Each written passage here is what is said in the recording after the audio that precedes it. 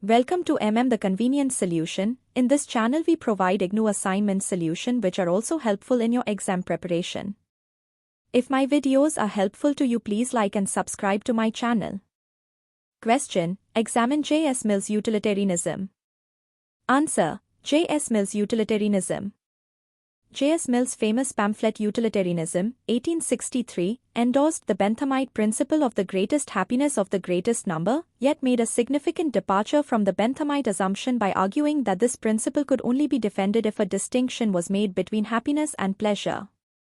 Happiness, for Mill, was the ability of the individual to discover his innate powers and develop these while exercising his human abilities of autonomous thought and action. In other words, happiness meant liberty and individuality.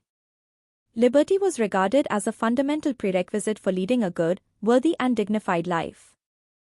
The contention of the essay on liberty is that happiness so conceived is best achieved in a free society governed by the principle of liberty.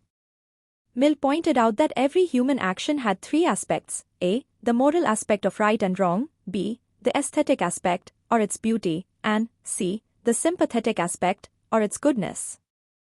The first principle instructed one to approve or disapprove, the second taught one to admire or despise, and the third enabled one to love, pity or dislike.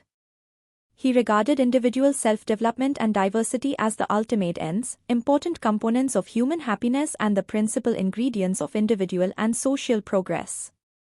Mill put forward the criteria of utility or the greatest happiness principle as the basis of morality. That action is moral which increases pleasure and reduces pain. In defending utilitarianism, as mentioned earlier, Mill made a significant change from Bentham's position and stated that pleasure is to be counted not only in terms of quantity, but also in terms of quality. According to Mill, a qualitatively higher pleasure is to count for more than lower pleasures. Mill's utilitarianism differed from Bentham's by focusing on qualitative aspect of pleasures. According to Mill, in order to calculate the value of a pleasure, one has to factor in the nature of the activity from which that pleasure is being derived. Since the activity enters into the evaluation of the pleasure, utilitarianism is no longer about mental states, but about what we actually do. Thanks for watching.